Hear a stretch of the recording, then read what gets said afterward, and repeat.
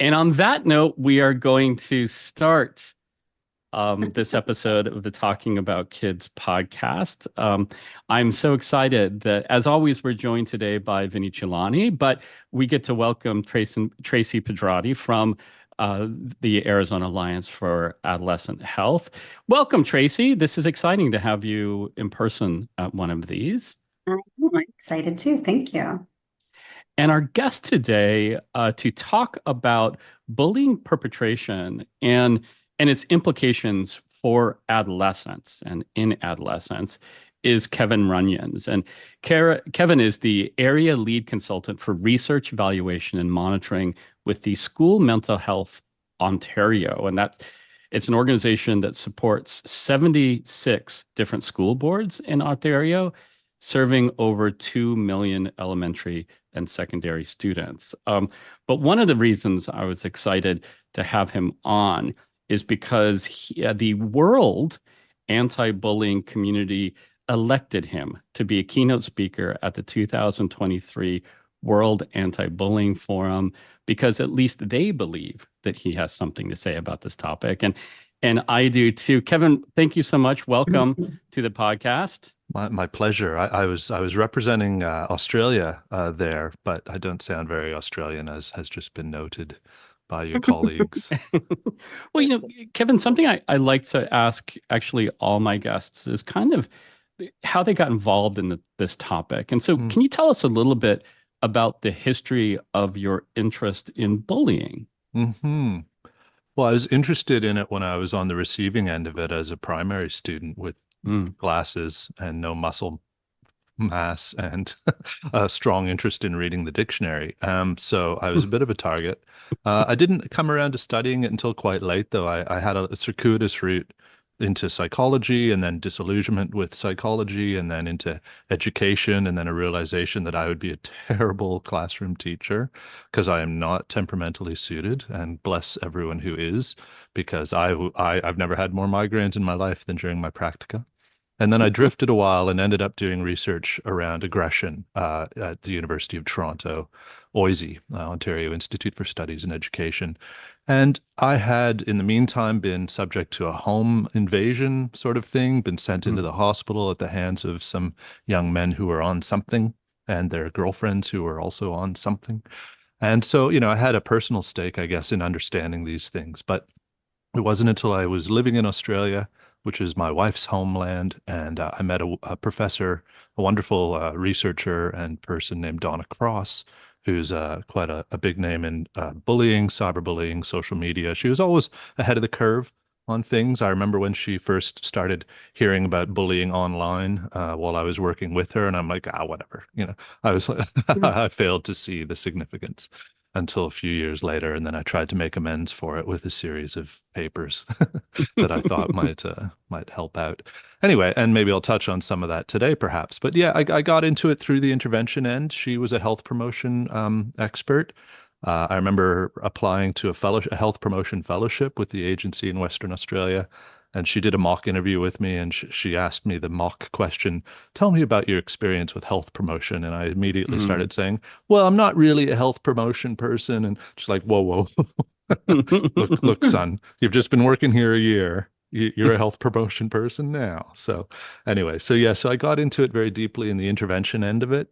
I have seen how hard it is to get implementation up and running for evidence-based programs, and that's what's led me now to School Mental Health Ontario, which we have a great mandate to do great work and face implementation challenges everywhere because schools are very busy places. So a lot of my work now is around this, understanding schools and how better to support implementation, but I love thinking about bullying, and I really relish the opportunity to talk about it and feel very honored that you'd tap me on the shoulder, Brad. Well, obviously I'm a fan of your work. And when we were talking about possible topics for today, something that you mentioned was to address the specifics of adolescent bullying. And there's a lot of myths around bullying. One of them is that it kind of reaches a pinnacle in middle school or even high school years.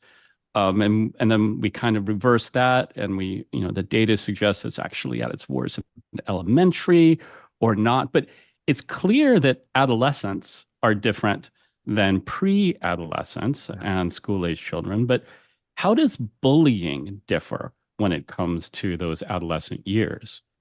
Yeah. I think fundamentally the issue tends to be that humans like to have one good answer to things, and we're Yeah, not so comfortable with heterogeneity. And when you spoke there, in my own mind, I was tossing back and forth. Well, yes, but well, no, yeah. but um, I think you see multiple peaks depending on how it's expressed, maybe the modality or the instantiation of bullying. So you might see some peaks around physical use of bullying, like the more Simpsons-esque kind of what's that character in The Simpsons? Anyway, Nelson.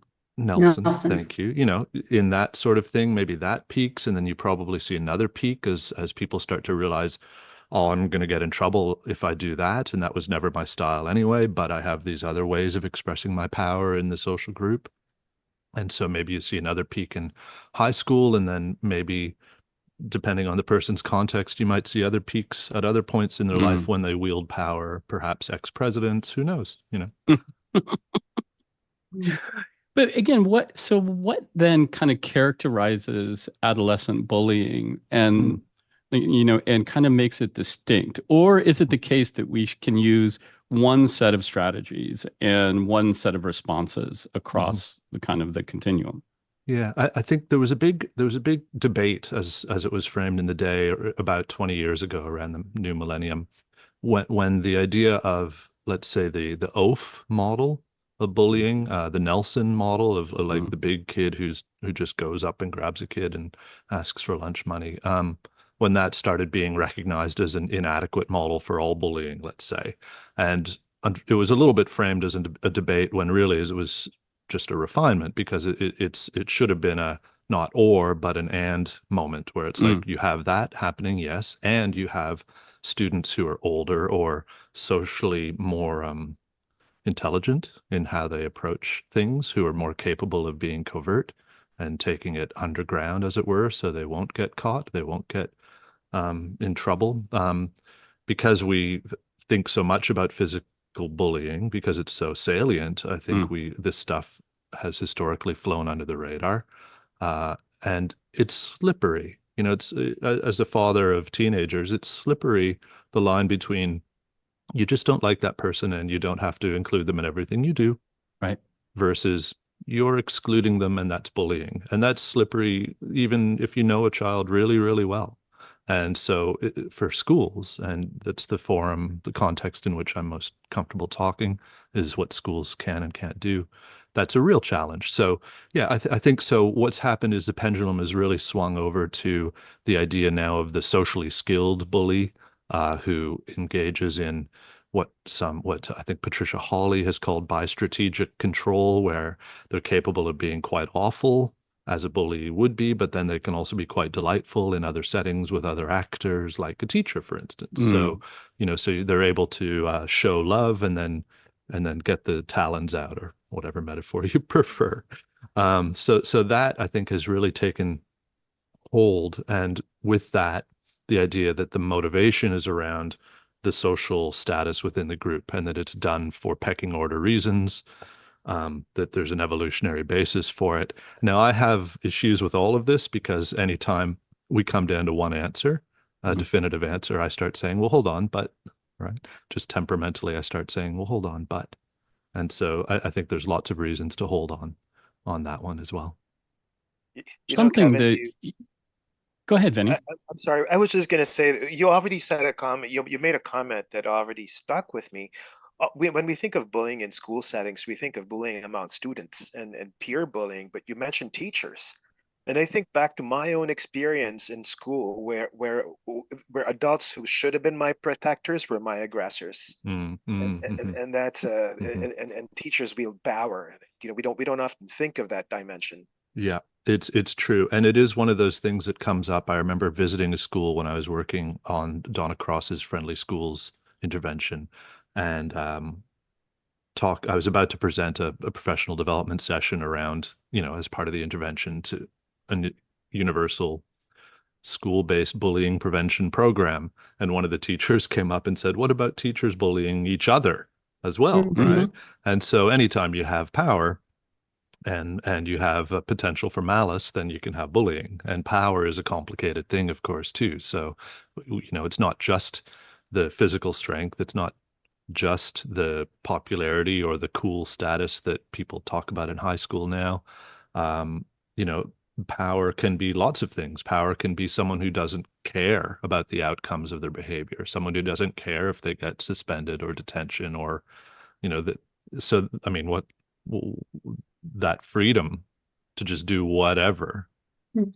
captures you at the moment is a dangerous power as well too. And anyway, so yeah, no, and teachers, yeah, I've done a little work around teacher-child relationship. Robert Pianta's work out of Virginia was has been huge around the power of the relationship between students and their teachers. And I have a paper. I haven't had much chance to look back on it in the past 15 years or whatever, but even in early elementary school, seeing that conflict with the teacher predisposes for more peer victimization. So it's, the teacher is an authority in the Right. classroom, and that's not even any sort of, let's say, intentional or deliberate picking on. But yeah, that'll happen. Teachers are human too, and that can happen. Well, that's a signaling, right? When a teacher isn't present to the needs of one of their students, they are signaling to the other people, to the other students, that student has lower value. They're valued less. Yeah. And as a result, they do not need your regard or your protection or your intervention as Mhm. much as one that's valued high. So we think that, there are, to what Vinny was talking about, teachers play this important role because they can actively bully kids, but they can exacerbate bullying by being inattentive to it or doing nothing Mm. when they are approached. Mhm. One of the big shifts in Arizona, when we first started doing kind of statewide bullying initiatives, we were instructing students to tell a teacher when they witnessed or experienced bullying. And we quickly had to shift to tell a trusted adult because we had these kids that were kind of mustering all of their energy to go and reach out to a teacher. And Mhm. if that teacher did nothing or minimized it, Mhm. it was causing greater damage Yeah. to those individuals. So we had to shift and say that, that trusted adult might not be a teacher. We had to get that message into our messaging to kids. Yeah. And I think there's been a lot of secular change around the recognition that bullying is a mental health risk, right? Mm, I mean, that's why we're concerned about it, presumably, generally, is that it takes a toll on people. We think about obviously the targets of bullying predominantly, but students who engage in bullying others are also at risk of a range of outcomes that are problematic. So they themselves uh, you know, are warranting of help mm. where it can be provided. Yeah. Well, I know that you're terribly concerned also with identity and identity affirming approaches Mm. and addressing identity in interventions and in responses. Mm-hmm. Um, Talk a little bit about that, if you would, please. Yeah, I haven't done a lot of work directly myself in that area. School Mental Health Ontario is all about identity affirming supports for students where it's just understood it's only going to work if you take the student where they're at. And I think that would be my overarching theme is the need to understand where a student's at if you're going to try to help them in any meaningful sense. In Canada, there's an organization called PrevNet, Prevention Promoting Relationships and Eliminating Violence Network. Mhm. And Dinera, and I'm going to forget her name right now, of course. The new co-director is doing a lot of work around bias-based bullying in Canada at the moment and internationally. So I would defer in terms of expertise to another guest you could have in the future on your show to talk specifically about that, I think, with regard to bullying. But, it's that gets complicated too. But obviously, if there's an identity category that is demeaned, publicly held in a position of less humanity, then they're at huge risk. I could pivot at that point to talking about moral disengagement, which has become a big topic in bullying Hmm. research in the past decade or so. And this is an idea that comes from Albert Bandura, the great Canadian psychologist, who had many phases of his career, but towards the end had talked a lot about this idea of engaging your own sense of right and wrong and how easy it is to switch it off. And one of the ways to switch it off is to make the target less than human in some way or Hmm. other, a pest, a vermin. Um, and so when you have a whole group who you can dehumanize, then it's easier to push aside any feelings of remorse, shame, or guilt, or these self-sanctioning emotions, as Bandura talked about them. And so that's something that I have had a look at in the past with regard to bullying. And also when we talk about bullies and victims, I just want to point out how there's those are not mutually discrete categories. Right. Right. There are kids out there who are both victims of bullying and will turn around and find someone else, right, to become the perpetrator toward. Mhm. And those kids tend to be at greater risk across the whatever outcomes are studied in those few papers that will look at that overlap. It's one of Mm. those great, the way we use variables in research, we enter them as discrete things, and to do that erases this overlap. And so the idea of needing some kind of person, when we talk about person-centered analyses of being able to pay some respect to the reality that, okay, there's some kids who are that, some who are both, and that's complicated. But yeah, so moral disengagement is certainly something that we're seeing as needing to needing to understand where a young person's coming from if you're going to work with them. And maybe it's time for me to roll it all back a little bit and sort of say, I'm mostly concerned. I'm a frustrated non-clinician. I didn't choose the path of becoming a social worker or a psychologist, and I keep kind of going, maybe I should go back to school. And, Hmm. but we know that there's a lot of energy put into universal bullying prevention programs, or quote unquote anti-bullying, um, that are delivered to all the students in the school. And there are meta-analyses showing that these things work a little bit on average. They work a bit. I think to pull it out, I pulled out the, the the detail, which was that based on the effect size in a meta-analysis by Gaffney in 2019, if you imagine 200 students, right, in the control condition, right, where there was no intervention, you would have 55 bullies who self-report as bullying and 145 who don't. And in the experimental condition, you would have 45 bullies and 155 who don't.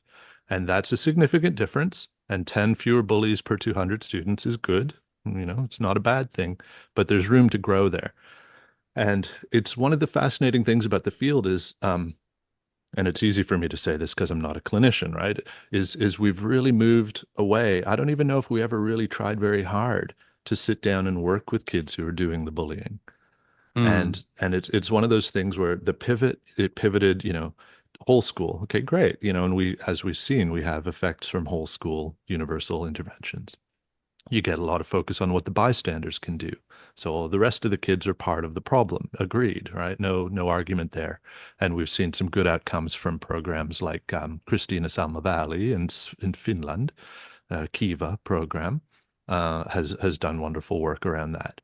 But there hasn't been very much that actually helps us understand, can you sit down with students who are engaged in bullying and help them see that maybe that's not a great idea, right?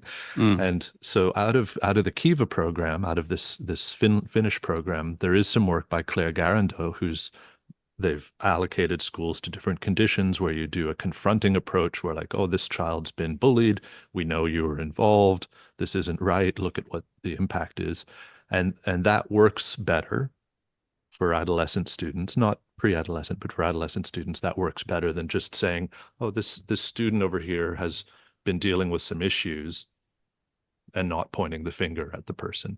And so that's been okay. There's a clue there. Okay, yeah, you do have to engage their sense of right and wrong, to make that difference. But there's been so little research looking at direct individual counseling approaches for kids who are Mm. involved in perpetration. And when I was in Australia, Donna Cross had secured some funding to try to use motivational interviewing, which comes from another hard to treat population of alcoholics, right? Hmm. So people, the field, or the way I've heard it told anyway, the field had given up on alcoholism, and the idea of helping people to recover who don't want to change already, kind of thing. And now, motivational interviewing is broadly used in substance use recovery, and I think quite effectively. And so we had tried a trial. It just didn't pan out. The schools, it was too complicated. We Mm. didn't have the conditions quite right to make it work. But I was really excited preparing for this session to see that a couple of people in Turkey have picked up the baton, and they've done a trial with a very small sample, but they're finding significant effects up to 6 months later of using motivational interviewing with 14-year-olds. And so that's Sahin and Ayaz Al-Kaya, 2024, hot off the presses. And it's just exciting to see any randomized controlled trial intervention showing efficacy with reducing bullying at the source. And can you explain what you mean by motivational interviewing? Yep. Yep. So it's an approach of trying to meet the person where they're at, fundamentally, of Hmm. listening openly. It's nothing that would shock anyone who's read Carl Rogers in their life. It tries to first off establish a therapeutic relationship where it's like I'm not here to judge you. I'm just here to help you think about, options. And it often tries to get at the values and what's behind, what the motives are for the behavior, what's driving it in the first place, and then maybe trying to put options on the table as to how those goals might be met otherwise. And so this idea of taking seriously why students do it is at the core of that approach. It doesn't require you to have a strong theory in advance of what Mm. that might be, but it involves, it requires listening and having an open heart, for lack of better words, with regard to the potential for that person to change. So yeah, it's there's a lot of stuff. Motivational interviewing, it's well covered. If you Google it, can do a much better job than I've just done. But yeah, yeah, it's exciting to see something working. So, in thinking about kind of the lessons that listeners can take away from this, obviously, I've heard you talk about the fact that we do need to focus on, the bullies a little bit and what is their motivation, what needs are they trying to get met.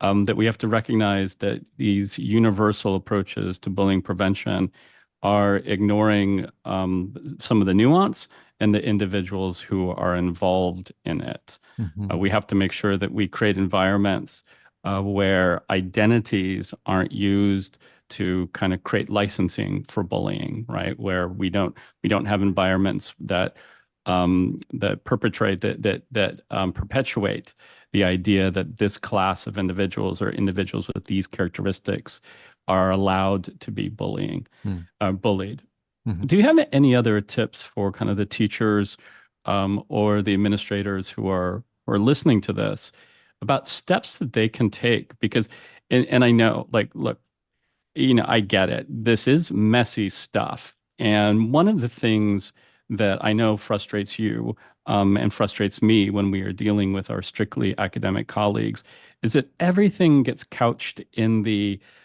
it suggests that we do this and it works for this kind. But the people who are in the classrooms, they have to do something about it right now. Mm-hmm. So what are the Mm-hmm. steps that they can take?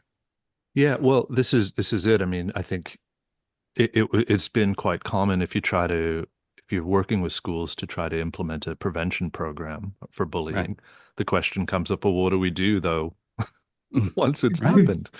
And that was always like well, probably don't, probably don't suspend them over it, because what's suspension even going to do for Right. the student unless Right. there's a direct safety issue? I mean, I think this is why I'm so excited about the outcomes of this, albeit small trial of motivational interviewing, because it's one of the first things that has come up as, well, if you do sit a young person down with a trained professional, then maybe something good could happen.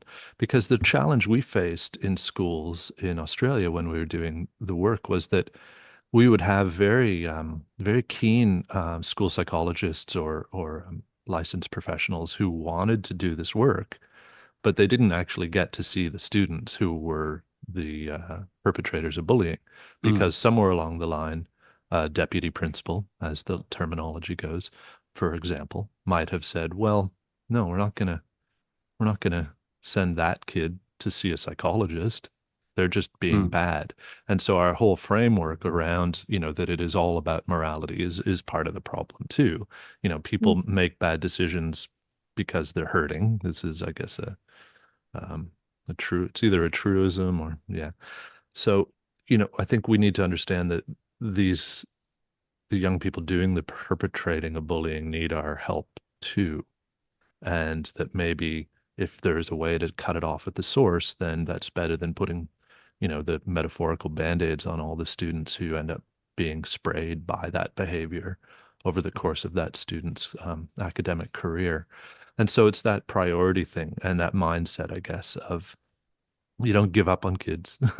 You don't give up on kids because they're hard, ideally, and you don't give up on them because they look like they're jailbait, or their family are hopeless. So what can we do? That we'd often hit that too.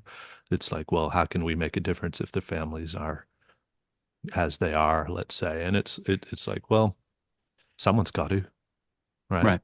And as you say, if you're the trusted adult in that student's life, there's plenty of research now around the potential of the trusted adult. And if you're that person, then there's a glimmer of hope there that maybe you could help that student see, okay, actually, if I want that outcome, maybe I can do that without denigrating this other person's life along the way.